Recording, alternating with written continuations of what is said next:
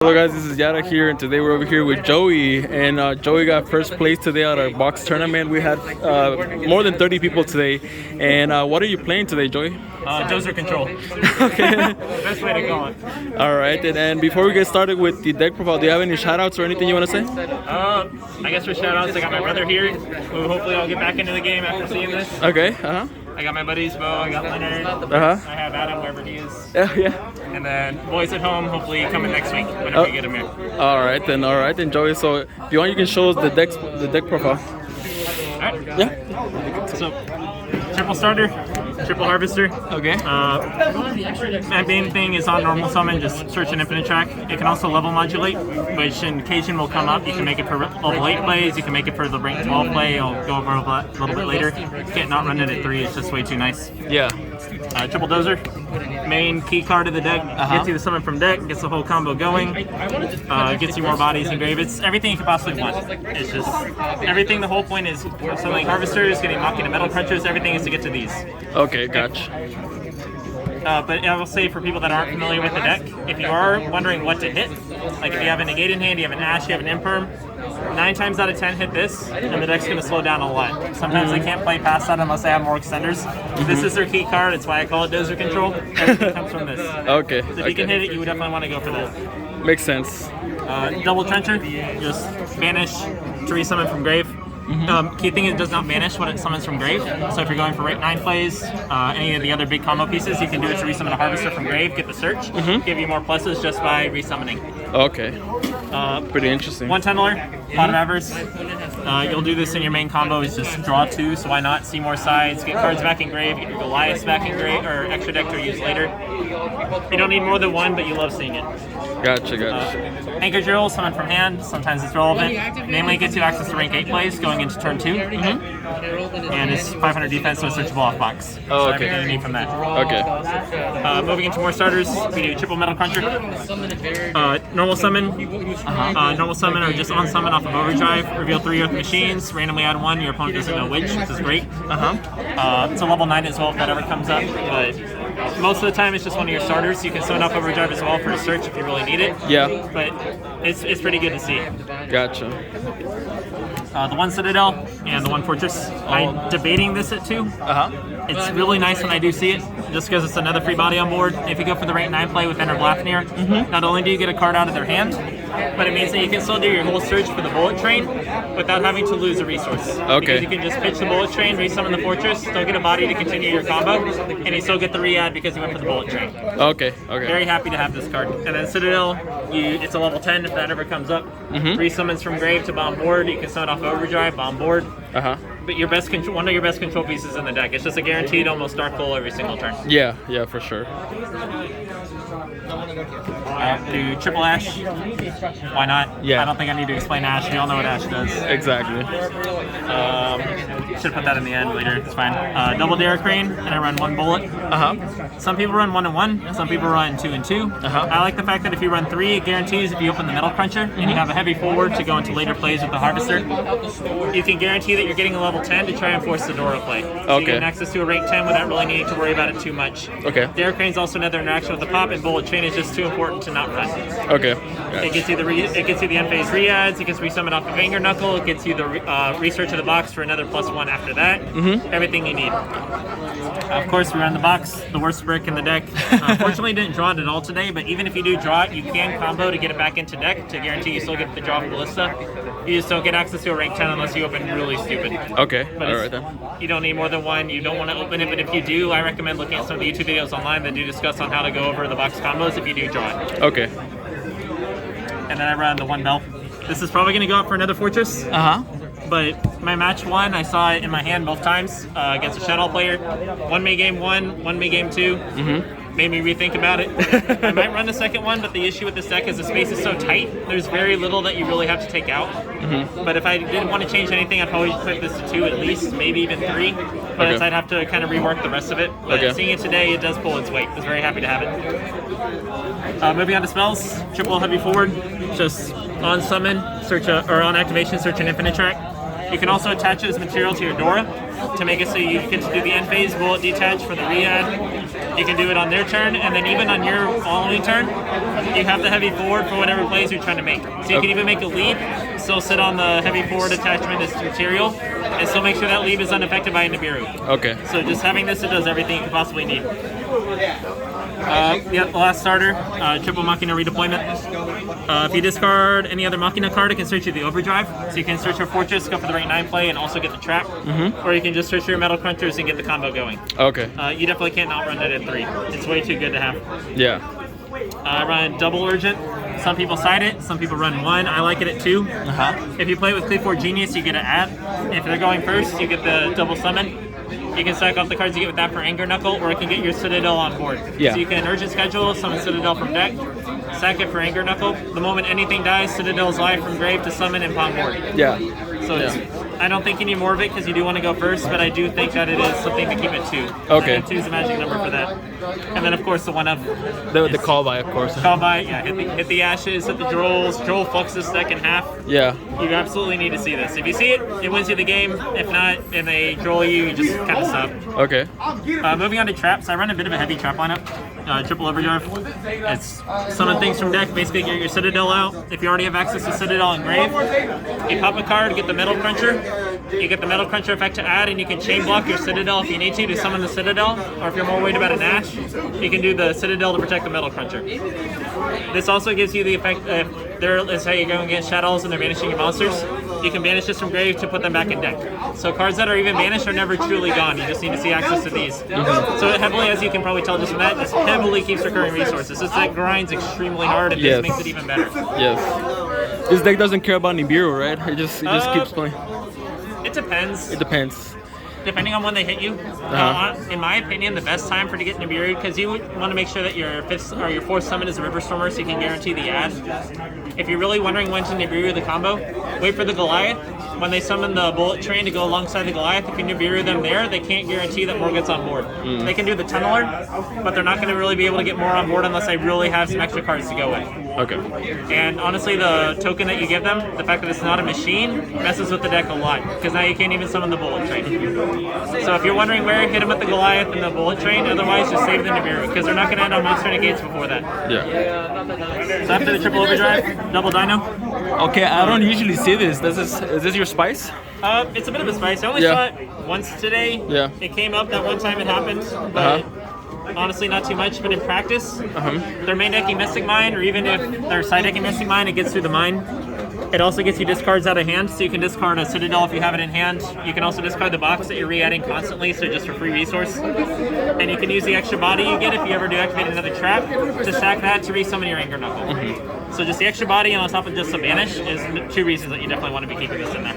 Okay. Double Torrential. Resummons the Citadel from grave. Honestly, just bombing board is pretty good. If it's against Shadows or some other decently good protective boards, I usually tend to side it out. But going first, I think just having a Torrential on demand is pretty good, especially when you run the trap trick to guarantee it can come out. And I run double Infirm. It's just more hand traps. If you need to, you can summon it with the trap or activate it with the trap trick. Okay. But this came up a lot, especially against Dino if they're doing Overraptor with the Lost World. You can chain the Infirm. Because even if they have a call for a Veiler or something, it doesn't matter, the Infirm's going to go through. Yeah. Going first, it's live. Going second, it's live. And you can activate it up the trap trick going first. Okay. So I love running the Infirms over Veilers. Okay. It's a lot more value in my opinion. So that's it for the main, it's 42. Okay. Moving into the extra, a lot of it is pretty standard. I run triple Goliath. You can't not run it at 3. It gets you bodies and board for Tunneler. You get the effect going into turn 2. You can sack off a Goliath, summon your River Stormer. River Stormer reattaches it. It gets you another search. You get a body on board and a free search, so why not? Yeah. You definitely have to keep that at 3. Anybody that's telling you run less than 3 is wrong. The Ballista for the each of your box combo. Second effect comes up on occasion, where it just knocks something to 0. You can also send a set urgent schedule to search a rank 10, so you can get a Dark Crane from deck. But the main thing is just for the searching the box. The Knuckle. MVP of the deck, keeps resummoning Bullet Train for re-adds. It gets you more level 10s on board. It can resummon itself by stacking up like drag tokens. Even if they Nibiru token you can stack up the Nibiru token to get the Anger Knuckle on board, and then keep your Earth Machine combos going, because now you can summon the Bullet Train. So this is also just insane. I run Genius. Honestly, this might come out. I'm not quite sure what I'm going to replace it with, but every single time I've looked at it, I'm like, this doesn't do anything. It works with Urgent Schedule, but even then it's like, do I want to waste a summon summoning this? Yeah. Because if they already have something on board worth negating, they're probably not going to hit this. Yeah. It's just not universally good.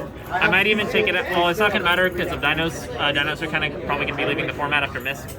But I could debate Mrs. Radiant instead, just because you can use it to sack off the token. But it's personal preference. Some run Link Karibo as well for the same thing, but I think this or Mrs. is probably fine. Best extra deck card. Gets you the Search, resummons from the grave, gets you the extra add off of that, and it gives you an extra body if you want to go to Zeus. Okay. But once again, you can't outrun this. Yeah. A lot of these, like I said, a lot of these are pretty standard. The only spice I do run is Photon Lord. Okay, what does this do? I haven't seen this before. So Photon Lord is just a monster negate. So the way that you can summon it is going into turn 2, after you do box adds Anchor Drill.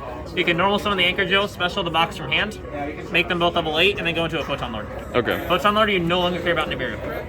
So now you can do your entire turn 2 play without worrying about Nibiru. Oh, okay. And if you don't go into the Photon Lord, you just go into the Ningirsu, depending on what you want to make. But it does give you the option of either or. Do you care more about the Send and the Protection, or do you care more about the anti-Nibiru? Okay, yeah. Because it also works under Herald too, to an extent. But the main thing is, I didn't summon it once today, unfortunately. I just never needed to. But if you are super scared about a Nibiru, like if they just, they're grinning, like you can kind of tell they got something, or if you're just that scared of it, I make the Photon Lord. Oh, okay. That's it for the 8s. I run the Under Blathnir. It's just the Banish. Yeah. You can do it for the rate 9 play to just get a card out of their hand and still end on a decent board. And if you're lucky, even sit on this still.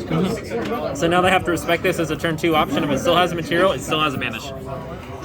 So it forces their attention on trying to get rid of it. And even if they are going to, you can just Citadel, get rid of it, or sack it off of Anger Knuckle. It has options, it has uses, but it's just a free banish.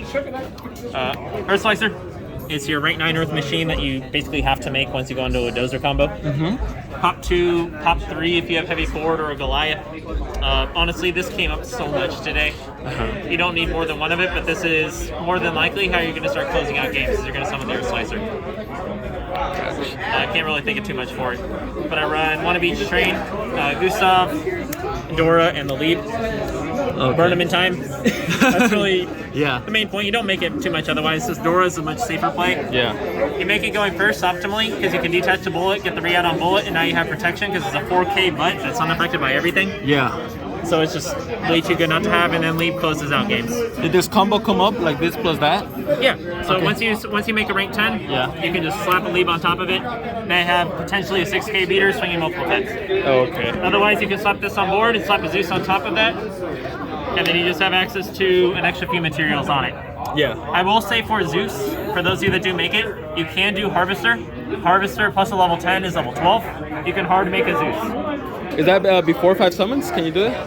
Before, yeah. If you have Harvester and you have a Derrick Crane or a Bullet Train, or even the Knuckle, you can make that into basically your 3rd summon, potentially your 4th summon. And then you can just slap a Zeus on board, turn 3 or 3rd summon or 4th summon. It did come up once, and it did happen today, and it did save me from a Nibiru.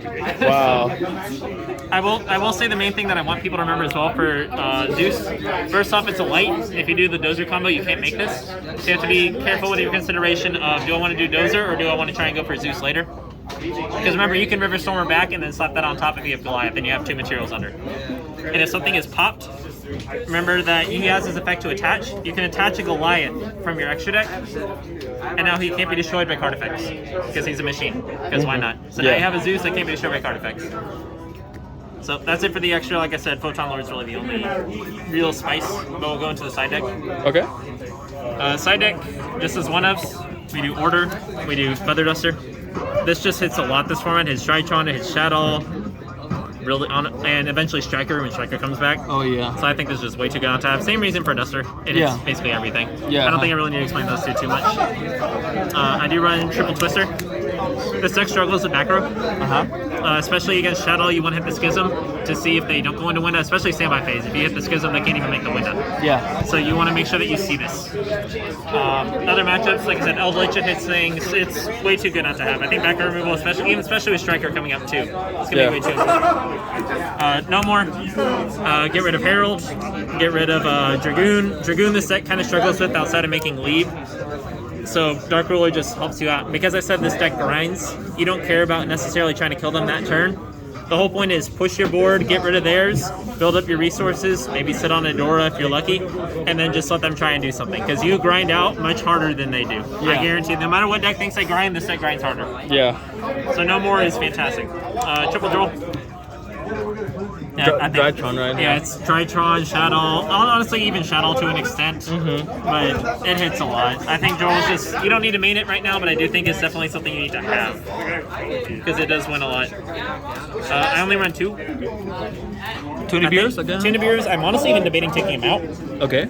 Honestly, giving yourself the rock and just having a rock on board messes with your bullet train and messes with some other plays you may try to make. Oh, okay. It's really hard to get rid of this once you have it, and if you really need some of that bullet train, you can't. Oh, okay.